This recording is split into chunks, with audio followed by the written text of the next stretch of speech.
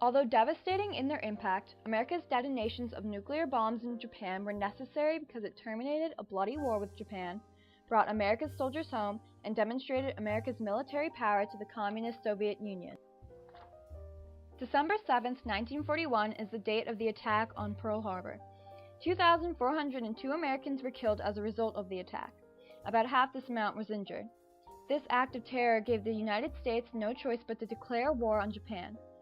This ended America's isolationism. It was no longer in America's best interest to seclude itself from other nations and avoid alliances with them. The Japanese attacked the Philippines immediately after the attack on Pearl Harbor. The American troops stationed there surrendered by April. In an attempt by Japan to wipe out an entire U.S. fleet, there was an attack on Midway Island about 6 months later. This was the critical Battle of Midway.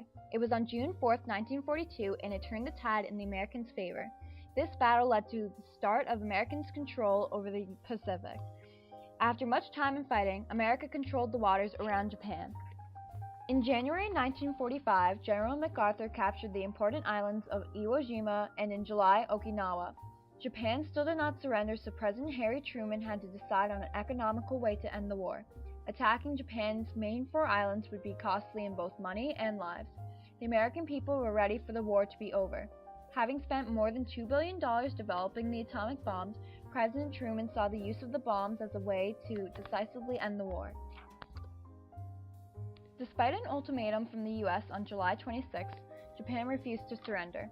The detonations of the nuclear bombs in Hiroshima and Nagasaki ended the carnage of World War II with Japan. August 7, 1945, the first nuclear bomb was dropped on the city of Hiroshima by Army Air Force pilot Paul Tibbets from his plane, the Enola Gay.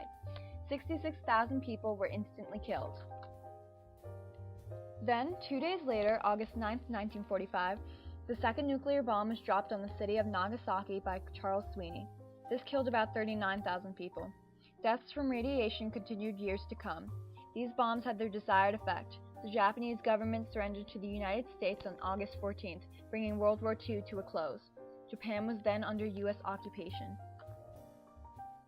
Between 40 million and 50 million people had lost their lives because of the war waging between Japan and the United States.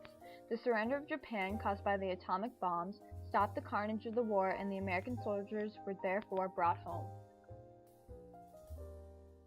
One of these returning veterans was my grandfather, Albertson Eckert. He celebrated in New York with my grandmother when he returned. He personally believed that Japan was not going to surrender until the very last man because of the kamikaze pilot incidents that were occurring. Truman knew the Soviet Union would use their weapon power to intimidate the U.S. The United States, by using the nuclear bombs, beat them to it. The nuclear bombs intimidated the USSR from crossing America's path for a period of time until they developed nuclear weapons as well. In addition, the use of nuclear weapons discouraged the Soviet Union from advancing further into Asia. The nuclear bombs created the view that the United States was a superpower. This discouraged action from the Communist Soviet Union.